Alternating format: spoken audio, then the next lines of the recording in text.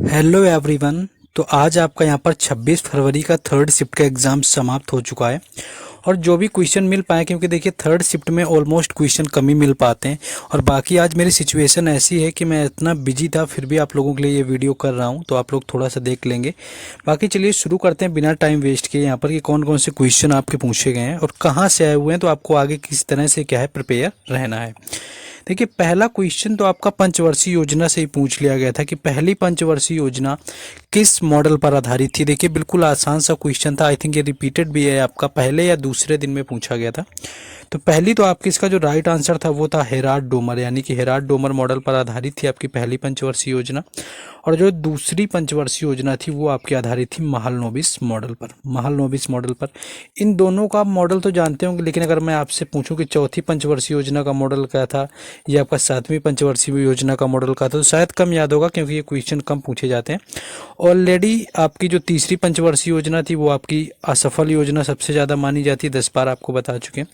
चौथी पंचवर्षीय योजना आपकी आत्मनिर्भरता पर केंद्रित थी। पांचवी पंचवर्षीय योजना में आपके गरीबी हटाओ का नारा दिया गया था। और छठी पंचवर्षीय योजना जो है आपकी परिवार नियोजन के कार्यक्रम पर आधारित थी। इसके साथ साथ सबसे अधिक अगर बात करें, सबसे अधिक वृद्धि दर का लक्ष्य रखने वाली जो आपकी पंचवर्षीय योजना थी वो थी 11वीं, जिसने कि कुल 9% वृद्धि दर का लक्ष्य रखा हुआ था। तो पंचवर्षीय रिलेटेड आप ज़्यादा भी जानना चाहते हैं तो मैंने कल एक ऑलरेडी वीडियो बनाया हुआ है पंचवर्षीय के ऊपर पूरा डिटेल्ड, तो जा करके वहाँ से आप देख सकते हैं। पंचवर्षीय का आई थिंक कोई भी क्वेश्चन वहाँ से आपका नहीं छूटने वाला है। नेक्स्ट आ जाते हैं अगले टॉपिक में। नेक्स्ट देखिए आपका क्वेश्चन यहाँ पर 2011 जनगणना का पूछा गया। ये भी बेसिक क्वेश्चन ही था कि 2011 जनगणना के अनुसार भारत की साक्षरता दर कितनी थी। तो भारत की अगर साक्षरता दर की बात करें तो वैसे तो आपकी यहाँ पर 74.04% होती है ओवरऑल जब आपकी पूछी जाती है कि आपकी पूरी यानी कुल जनसंख्या कितनी है। लेकिन आई थिंक आज के ऑप्शन में ये पता चला है कि आपकी 72.99 इतना दिया हुआ था, यानी कि आपका ये ऑप्शन। तो अगर आपका ये ऑप्शन दिया हुआ था, बाकी ऑप्शन इससे काफ़ी दूर दूर थे, तो आपका ये 72.99% आपका हो जाएगा। बाकी वैसे तो आपको पता ही है कि आपका 74.04% ही होती है।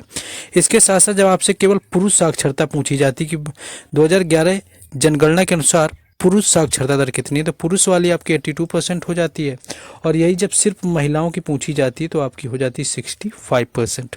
सबसे अधिक जब बात करी जाती है साक्षर राज्य कौन सा है, तो आपको पता है कि सबसे अधिक आपका केरल आता है और जो सबसे कम साक्षर राज्य के अंतर्गत आता है वो आता है बिहार।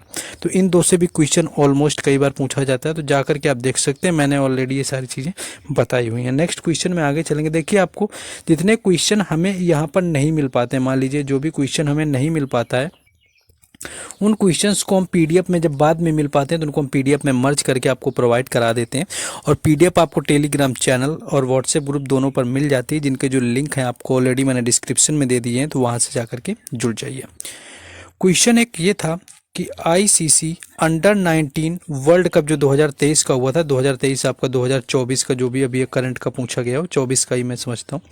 तो इसमें आपका विश्व कप 2000 जो आपका 24 आई थिंक दिया हुआ था, 23-24 का विजेता कौन है। देखिए अंडर 19 का पूछा गया है आपका आपका आईसीसी का अंडर 19 यहाँ पर। तो अंडर 19 का भी विजेता आपका ऑस्ट्रेलिया रहा हुआ है। अभी हाल में ही मैच हुआ था, जब आपको याद होगा, क्योंकि 2023 में जो हमारा आईसीसी विश्व कप हुआ था उसमें भी ऑस्ट्रेलिया जीता हुआ था 6ठी बार और भारत हार गया था। तो अभी आपने देखा होगा कि अंडर 19 का फिर से फाइनल जो है भारत का ऑस्ट्रेलिया के साथ में लगा हुआ था। तो लोग बोल रहे थे कि इस बार यहाँ पर अगर इंडिया हरा देती है अंडर 19 तो हमारा वो जो जख्म है 2023 वाला वो पूरा भर जाएगा। लेकिन यहाँ भी ऐसा नहीं हुआ, क्योंकि जो अंडर 19 का था इसमें भी जो है ऑस्ट्रेलिया विजेता रही। ऑस्ट्रेलिया यहाँ भी जीत गई हुई थी। अंडर 19 में भी ये भी बिल्कुल करंट का ही क्वेश्चन है। और इसका भी जो उप विजेता है वो भारत बना हुआ था।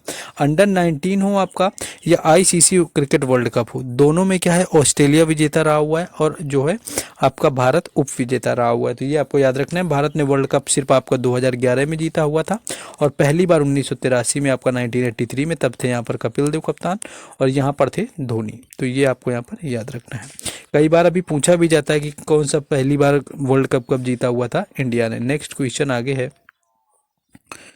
नेक्स्ट एक देखिए क्वेश्चन आपका पूछा गया था आवर्त सारणी से रिलेटेड। आवर्त सारणी से लगातार क्वेश्चन देखने को मिले, मैंने सेकंड शिफ्ट में भी आपका क्वेश्चन देखा था, जो कि पूछा गया था कि जो मेंडलीव की आवर्त सारणी, यानी कि मेंडलीव की आवर्त सारणी, मेंडलीव की जो आवर्त सारणी है वो किस पर आधारित थी। तो यहाँ पर बात करें तो उनकी आधारित थी परमाणु द्रव्यमान पर, परमाणु द्रव्यमान पर आधारित थी मेंडलीव की, और परमाणु क्रमांक पर जो है वो आधारित थी, परमाणु क्रमांक पर आधुनिक आवर्त सारणी। ये याद रखना, कल तक शायद पूछ लिया जाए क्वेश्चन कि आधुनिक आवर्त सारणी जो है किस पर आधारित थी, तो वो थी आपके परमाणु क्रमांक पर, और मेंडलीव की जो थी वो आधारित थी आपके परमाणु द्रव्यमान पर। एस ब्लॉक के आपसे तत्व पूछे गए। देखिए एस ब्लॉक के क्या होते हैं, पहली तो इनकी ये खूबी होती है कि इनके अंतिम कोष में एक या दो जो होता है इलेक्ट्रॉन पाए जाते हैं इनके आपके अंत में। बाकी इसमें आपका हाइड्रोजन भी आ जाता है, हीलियम भी आता है, आपका लिथियम भी आता है, आपका बेरियम भी आता है, आपका पोटेशियम भी आता है, सोडियम भी आता है, आपका मैग्नीशियम भी आता है, आपका रेडॉन भी आता है। तो इन्हीं में से कोई आपका दिया होगा, या हो सकता है कि क्वेश्चन को डिफरेंट हो, जो स्टूडेंट भेजते हैं सही से याद नहीं कर पाते हैं तो कुछ भी भेज देते हैं। तो अगर डिफरेंट था और आपका एग्जाम था तो सब लोग मिलके आइए, यहाँ पर कमेंट बॉक्स में क्वेश्चन बताएंगे। तो देखिए जो लोग देखने आते हैं तो अगर उनको क्वेश्चन या वीडियो में कम मिलेंगे तो वो लोग कमेंट में देख करके आइडिया लगा लेते हैं कि किस तरह का क्वेश्चन पूछा गया है। और बाकी हमारी तो रिस्पॉन्सिबिलिटी मैं यही समझता हूँ कि आपको हर शिफ्ट का जितना भी क्वेश्चन मिले आपको एनालिसिस प्रोवाइड कराऊँ, ताकि आपको आगे के लिए थोड़ा अनुभव हो। उससे रिलेटेड मैं एक्स्ट्रा फैक्ट भी बताऊं कि किस तरह से क्वेश्चन पूछे जा रहे हैं। तो हाइड्रोजन, हीलियम, लिथियम वगैरह जो भी आपका दिया होगा वो आपका एस ब्लॉक का तत्व था। नेक्स्ट आगे क्वेश्चन देखेंगे। नेक्स्ट एक आपका ब्राह्मी लिपि से क्वेश्चन पूछा गया था। देखिए ब्राह्मी जो लिपि क्या लिखने में मदद करता है, ऐसा क्वेश्चन पूछा गया, या इसी को जोड़ के शायद बता रहे थे कि पुष्यमित्र शुंग से कुछ क्वेश्चन आया हुआ था। देखिए अगर पुष्यमित्र शुंग की बात करें, अगर इससे रिलेटेड आया हुआ था, तो ये पहली चीज तो शुंग वंश के संस्थापक रहे हुए थे, और इन्होंने 187 ईसा पूर्व में चंद्रगुप्त मौर्य का जो, यानी कि मौर्य साम्राज्य का जो अंतिम शासक था वृद्धरथ, उसकी हत्या करके यहाँ पर 187 ईसा पूर्व में मगध पर शुंग वंश की स्थापना करी हुई थी पुष्यमित्र शुंग ने। और इनके कहते हैं जो दरबार में ब्राह्मी लिपि थी उस जब वो बंद हो गई तो उसका जो प्रयोग है किस भाषा को लिखने में किया गया था। देखिए ब्राह्मी जो लिपि थी इसका जो प्रयोग किया गया था लिखने में वो प्राकृत भाषा में, यहाँ पर आपका प्राकृत भाषा लिखने में प्रयोग की जाती है। ऑप्शन में अगर आपका प्राकृत दिया हुआ था तो बिल्कुल राइट आंसर था यहाँ पर। ठीक है, तो प्राकृत अगर आपका दिया होगा तो आपका यहाँ पर राइट आंसर था।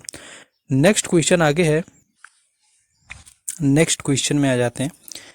नेक्स्ट देखिए आपका क्वेश्चन यहाँ पर राजपाल से फिर देखने को मिला है, क्योंकि राजपाल से पहले भी क्वेश्चन आपके आ रहे हुए थे। तो एक बार आपको क्या करना है कि राजपाल आपको रिकॉल कर लेने कि हो सकता है कि आपके शिफ्ट में राजपाल पूछा जाए और आप पढ़ के ना गए हो। तो राजपाल सारे आपके राज्यों को देख लेना। तो झारखंड के जो थे, सॉरी आपके उड़ीसा के जो थे ये थे रघुवर दास रहे हैं इसके राजपाल, जो कि राइट आंसर था उड़ीसा के पर। और इससे पहले ये झारखंड के भी थे, शायद आपको झारखंड के याद हो, तभी मेरे मुंह से झारखंड निकल गया। तो उड़ीसा के वर्तमान राज्यपाल पूछे गए जो कि आपके रघुवर दास थे यहाँ पर आपका। और अभी तक जो 2 बार पूछे जा चुके हैं राज्यपाल, वो पूछे गए हैं 2 बार आंध्र प्रदेश के, 2 बार आपके आंध्र प्रदेश के पूछे जा चुके हैं। और इन आंध्र प्रदेश में जो है अब्दुल नजीर रहे हुए थे, अब्दुल नजीर हैं आंध्र प्रदेश के, और ये आपसे 2 बार क्वेश्चन पूछा गया है आंध्र प्रदेश का। तो ये आपको याद रखना है राज्यपाल से रिलेटेड। तो इतने ही क्वेश्चन मिल पाए थे देखिए, और क्वेश्चन ज़्यादा नहीं मिल पाए। बाकी आप लोग थोड़ा सपोर्ट करेंगे जिनका एग्जाम था, और कमेंट बॉक्स में बताएंगे तो उन क्वेश्चंस को हम PDF में मर्ज करके आपको टेलीग्राम चैनल और व्हाट्सएप ग्रुप पर प्रोवाइड करा देंगे, जिससे कि आपको क्वेश्चन सारे मिल जाएंगे। बाकी मेरा बिजी शेड्यूल तो ऑलरेडी था, काफ़ी बिजी था, लेकिन फिर भी इसलिए जितने भी क्वेश्चन मिल पाए मैंने आपके लिए बनाया। बाकी अगर मैं बिजी नहीं होता तो मैं और काफ़ी देर, आधे घंटे वेट कर सकता था, उसके मैं बाद बनाता। तो जो मिल पाया मैंने बनाया हुआ है। आपकी रिस्पॉन्सिबिलिटी इतना है कि आप शेयर कर दीजिए जहाँ भी आप शेयर कर सकते हैं, ताकि जिन लोगों का आज 3rd शिफ्ट में एग्जाम था वो लोग क्वेश्चन बता देंगे। और वीडियो को लाइक ना किया हो तो ये आपकी रिस्पॉन्सिबिलिटी है कि आप लोग वीडियो को लाइक कर दिया करिए, और सब्सक्राइब तो करके रखिए चैनल को, क्योंकि मैं कोशिश करता हूँ कि आपको हर शिफ्ट का एनालिसिस यहाँ पर प्रोवाइड करा पाऊँ। और जैसा कि कल आपको संडे था, मैंने एक स्पोर्ट की और दूसरी आपकी प्रोवाइड कराई हुई थी पंचवर्षीय योजना की। दोनों वीडियो देख लेना, जरूर आपके काम आने वाली। बाकी आपका 4th शिफ्ट का एनालिसिस तक मैं फ्री होता हूँ, तो आपको अच्छे से जो है 4th शिफ्ट का पूरा एनालिसिस क्वेश्चन मैं सर्च करके लाऊंगा और फिर आपको 4th शिफ्ट का एनालिसिस करवा दूंगा। चलिए मिलते हैं आपसे 4th शिफ्ट में। धन्यवाद।